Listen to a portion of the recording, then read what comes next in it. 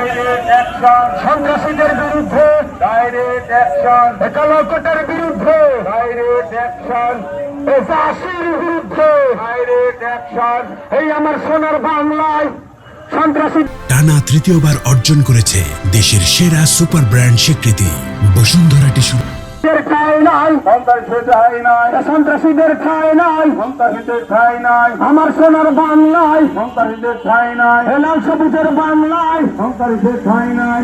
এই আমার সোনার বাংলায় জবাব চাই প্রশাসন, প্রশাসন জবাব চাই। আমার ভাইয়ের গুলি কেন? আমার ভাই আহত কেন?